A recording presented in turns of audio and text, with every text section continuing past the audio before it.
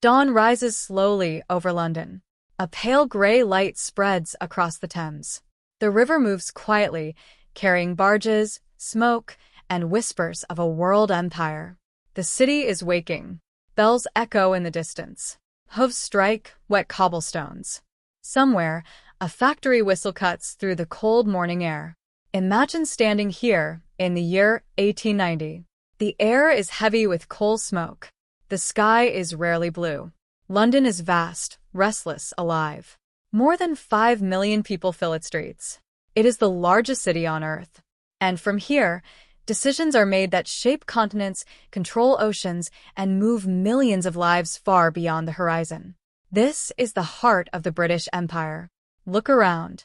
Gas lamps still glow faintly as the sun rises. Rows of brick houses stretch endlessly. Chimneys breathe out dark smoke. Laundry hangs between narrow buildings. Street vendors arrange carts of bread, fish, and hot tea. Policemen in tall helmets walk steady patrols. The city feels permanent, yet always in motion. London in 1890 is not one city, but many worlds layered together. In the West End, wide boulevards and elegant homes speak of wealth and power. Carriages roll past polished shop windows. Gentlemen in dark coats read morning newspapers. Ladies move gracefully under parasols. Here, the empire feels confident, controlled, secure. But walk east and the scene changes. The streets narrow. Buildings lean close. Crowds thicken. The smell of smoke mixes with sweat, leather, and river mud. This is the East End. Workers, dockers, tailors, and factory hands begin their day before sunrise. Many live in single rooms. Some share beds in shifts. Life is hard, fast, uncertain, yet the city depends on them. As morning grows brighter, the Thames becomes the city's great artery. Ships from every corner of the world crowd the docks. Steamships, tall-masted traders, coal barges, and ferries move slowly through brown water. Goods arrive endlessly. Tea from India, cotton from Egypt, wool from Australia, rubber from Africa, spices, timber, metals, and grain. The empire flows into London through this river. At the great docks of the East, thousands of men unload cargo by hand. Cranes creak, chains rattle. Orders are shouted in rough voices. Work is heavy and dangerous. A single mistake can crush a limb. Yet men compete for every shift. Without work, there is no food. Nearby, warehouses rise like stone mountains. Inside, goods are counted, taxed, and sent onward by rail. London is not only a capital, it is the center of a global machine. Now move toward the City of London, the financial heart. The streets here are narrower, but filled with urgency. Clerks hurry with papers under their arms. Bank doors open early. Inside, quiet rooms hold enormous power. Gold moves between nations. Loans decide wars. Investments shape railways, mines, and factories across the world. Empires are not ruled by soldiers alone. They are ruled by numbers, contracts, and ink on paper. At the Bank of England, stability is sacred. The pound is trusted across oceans. Trade depends on it. Governments depend on it. The world listens when London speaks in finance. Step outside again.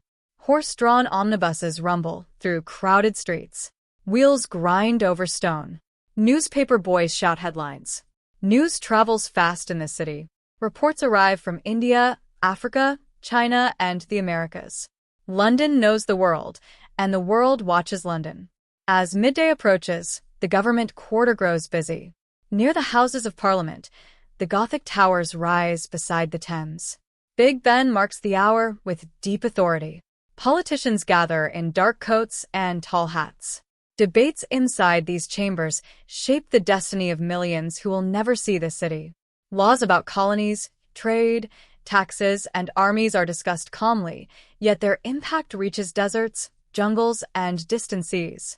Power here feels quiet, almost invisible. Not far away, Buckingham Palace stands behind iron gates. Guards in red coats and tall bearskin hats remain motionless. Queen Victoria, now elderly, reigns over the largest empire in history. Her rule is steady, symbolic, vast. For many, she represents stability in a fast-changing world. But London is not only power and wealth. Look closer at the people. A young factory girl walks quickly, shawl wrapped tight, hands rough from work. A newspaper printer wipes ink from his fingers after a night shift. A street sweeper pushes away mud and horse waste. A chimney boy climbs narrow brick shafts, risking his life in darkness. Children run barefoot through alleys. Some laugh. Some search for scraps. School exists, but many must work early to survive. Life expectancy is short for the poor. Disease still walks these streets. Cholera, influenza, and tuberculosis remain feared companions. Yet hope survives.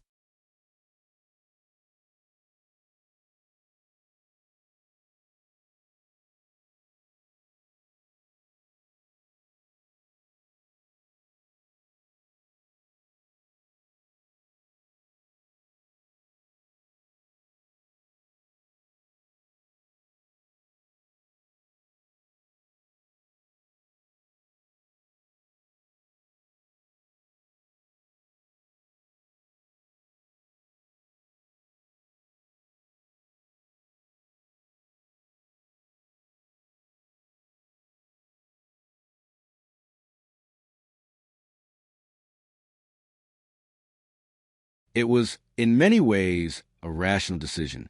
Facing an elusive enemy, a strong, unified position offered the best chance of imposing order on the battlefield. But it also meant committing to a fixed point, something the Mongols were uniquely equipped to exploit. In the days leading up to the battle, tension within the army grew, not because of visible threat, but because of its absence. The Mongols did not present themselves in force. They did not challenge Henry's position directly. Instead, there were sightings at the edges, small groups of riders, distant movements, glimpses of banners that disappeared as quickly as they were seen. This created a psychological pressure that was difficult to quantify. Soldiers prepared for a battle they could not yet see. Commanders planned against an enemy they could not fully define. For many within Henry's coalition, the expectation of battle followed familiar patterns. Heavy cavalry would engage. Infantry would support. The enemy, once fixed in place, would be broken through direct confrontation. These assumptions were not unreasonable. They were based on centuries of European warfare. But they did not account for an opponent that rejected those patterns entirely. By early April 1241, the convergence was inevitable. Henry's army was in position. The Mongol forces, though still partially obscured, were closing in. The stage was set not for a traditional battle, but for a controlled dismantling. What Henry believed would be a confrontation was, for the Mongols, already an execution in motion. Dawn on April 9th, 1241, did not arrive with spectacle. There was no dramatic surge of movement, no immediate clash of armies across open ground. Instead, the battlefield near Liegnitz revealed itself slowly, through distance, through uncertainty, through fragments of motion at the horizon. Henry's forces were already drawn up. The formation reflected both intent and tradition. Heavy cavalry, knights, and mounted nobles formed the striking arm, organized into successive lines. Infantry and lighter troops stood behind or between these formations, less decisive in theory, but essential for maintaining cohesion once engagement began. The presence of foreign knights, Templars, German contingents, and mercenaries added weight to the front. Their equipment was among the best available in Europe. Mail armor, lances, disciplined formations built for impact. On paper, it was a force capable of breaking most opponents through direct assault. But the battlefield that morning did not behave like paper. The Mongols did not initially present a unified front.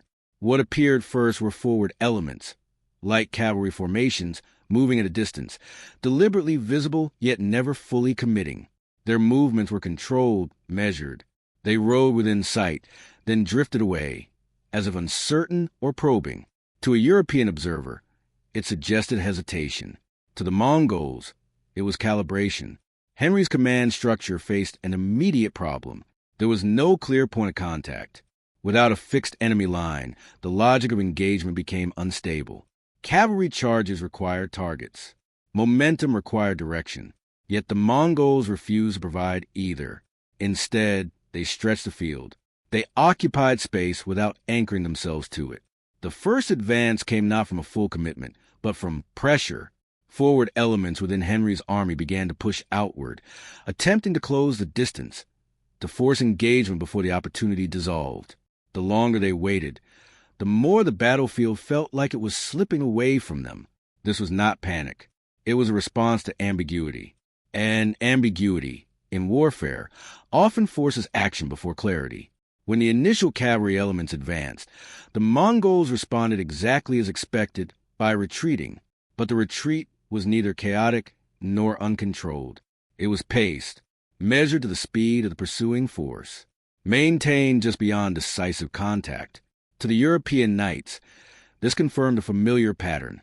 The enemy was yielding, momentum increased, lines extended, cohesion began subtly to thin. Because the faster the pursuit, the harder it became to maintain formation. And formation, more than armor or weaponry, was the foundation of their strength.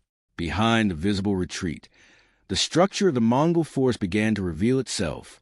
Units that had been unseen, positioned beyond low rises, within tree lines, or simply outside the initial field of vision, began to shift, not forward, but sideways.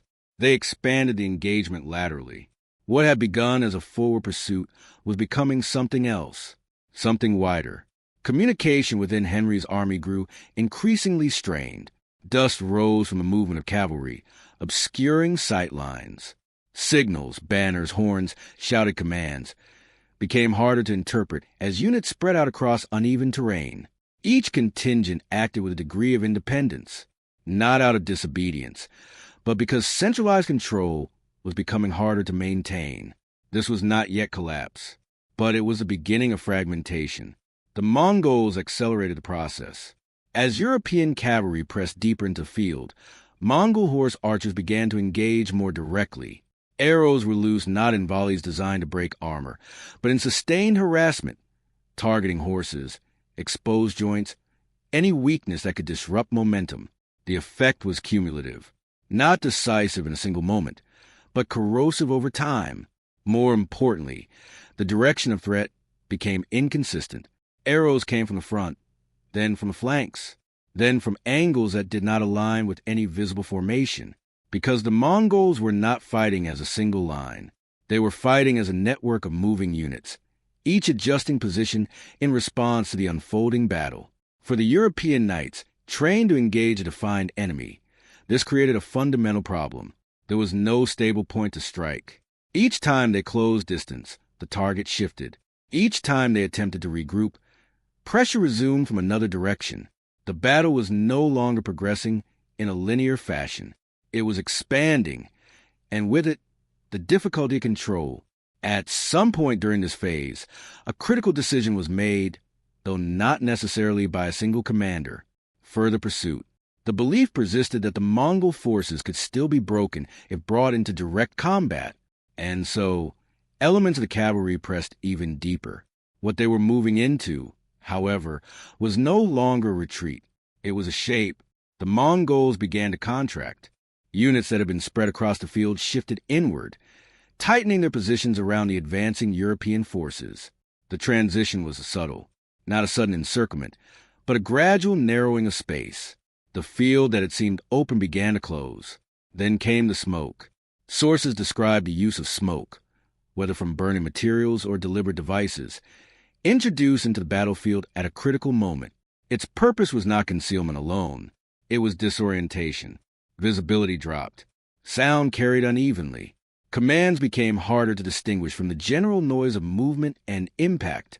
For soldiers already operating at the edge of coordination, this added another layer of uncertainty. Within that uncertainty, the Mongols shifted again. Their formations, previously fluid and dispersed, began to apply pressure inward. Arrows intensified. Movement tightened. The space available to the European cavalry began to shrink, and with less space came less momentum. Heavy cavalry, once slowed, becomes vulnerable. Their advantage lies in charge, in speed, in impact, in ability to break through. But when confined, when forced into irregular movement, that advantage diminishes. Horses tire. Formations break. Individual riders become isolated. It was here that the structure of Henry's army began to show strain. Different contingents, having advanced at different speeds, found themselves separated. Some units were deeper within the engagement zone. Others remained further back, unsure whether to advance or hold position. Coordination, already fragile, began to fracture. Attempts to regroup were met with continued pressure. Each effort to consolidate forces created new targets. The Mongols did not need to break the entire army at once. They needed only to prevent it from reforming. The psychological dimension of the battle intensified. Soldiers who had advanced expecting a decisive clash now found themselves in a prolonged engagement without clear progress. The enemy did not stand and fight. They surrounded. They withdrew. They reappeared. They struck from directions that did not align with expectation. This kind of warfare erodes confidence, not through sudden defeat, but through the absence of resolution. Each moment without clarity increases the sense that control is slipping. And once that perception takes hold, it spreads quickly. Henry remained within the field, attempting to maintain cohesion, to direct forces toward a stable engagement. But the battlefield no longer allowed for simple direction. Information arrived late, incomplete, or not at all. Decisions had to be made with limited understanding of the overall situation, and each decision carried increasing risk. By mid-engagement, the nature of the battle had fundamentally changed. It was no longer a confrontation between two lines. It was a contested space shaped by movement, pressure, and misalignment. The Mongols had not overwhelmed Henry's army with force. They had reshaped the conditions of the fight itself. By the time the battlefield began to constrict, the outcome was no longer being decided by strength.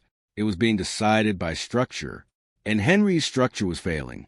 What had once been a layered formation, cavalry in successive lines, supported by infantry and reserves, was now a series of disconnected engagements. Units no longer moved as a single force. They reacted, individually, locally, without a clear understanding of the whole. Inside the tightening space, momentum disappeared. Knights who had advanced at speed now found themselves maneuvering confined, irregular terrain, surrounded not by a single enemy line, but by multiple, shifting threats. The Mongols did not close in all at once. They applied pressure in pulses. Arrows first, constant controlled, then brief advances, targeting isolated clusters, then withdrawal again, before any counterattack could stabilize. This rhythm mattered. It prevented exhaustion on one side and accelerated it on the other. European horses, heavily armored and driven hard in pursuit, began to tire. Their riders, encased in mail and carrying the weight of expectation, could not sustain prolonged maneuvering without clear direction. Every failed attempt to engage drained energy. Every missed opportunity to strike added to the strain. At some point, difficult to pinpoint, but unmistakable in its effect, the cohesion of the forward elements broke, not in a single collapse, but in a series of small separations. A group turning too far in pursuit, another halting, unsure of direction, a third attempting to regroup, only to find itself cut off. The Mongols exploited each fracture immediately. They did not need to destroy entire formations. They isolated, then reduced. What had been a battle began to resemble something else, a controlled dismantling. Henry's position within this shifting environment became increasingly precarious. As commander, his presence was both symbolic and practical. Maintaining visibility, maintaining authority. These were essential to preserving order, but order required structure, and structure no longer held.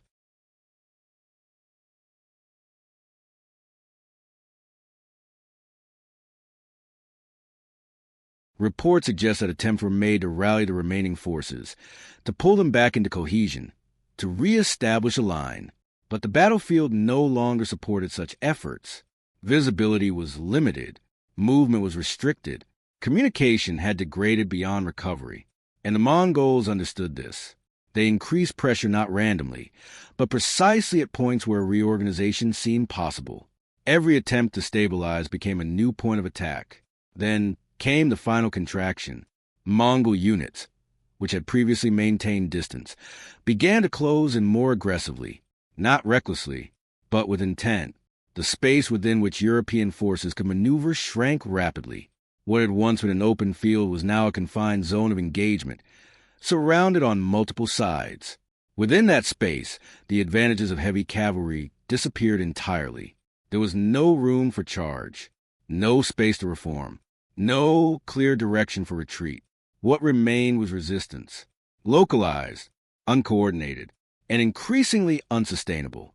The death of Henry II the Pious occurred within this phase of the battle. Accounts differ in detail, as they often do in moments of collapse, but the general outline is consistent. He remained engaged. He did not withdraw early, and when his position was finally overrun, it marked not just a loss of commander, but the final rupture of cohesion within his army. Leadership in battle functions as both command and anchor. When that anchor is removed, especially in an already fragmented force, the effect is immediate, not necessarily panic, but disintegration. What followed was not a rout in the traditional sense. There was no single moment where the entire army turned and fled. Instead, there was a gradual unraveling, groups attempting to escape, others continuing to fight, unaware of the broader collapse, some moving in the wrong direction entirely, guided by incomplete or outdated information. The Mongols did not pursue recklessly. They controlled the end of battle as carefully as they had shaped its beginning. Units were dispatched to intercept retreating forces. Others continued to apply pressure within the central engagement zone. The objective was not just victory, but completeness. By the time the fighting subsided, what remained of Henry's army was no longer a coherent force. It was fragments, scattered across the field and beyond. The casualties were significant, not only in number but in composition. Knights, nobles, experienced fighters whose loss would be felt far beyond the battlefield itself. In the immediate aftermath, the Mongols performed an act that would become one of the most enduring symbols of the battle. They collected the ears of the fallen, not randomly, but systematically. According to some accounts, these were counted, piled as a measure of victory, a cold, administrative record of destruction. It was not brutality for its own sake. It was communication. News of Liegnitz spread quickly, not in detail, but in outcome. A large European force, assembled with urgency and reinforced by elite elements, had been defeated decisively. And yet, the Mongols did not advance further into Central Europe from this position, not immediately, because Liegnitz was never the primary objective.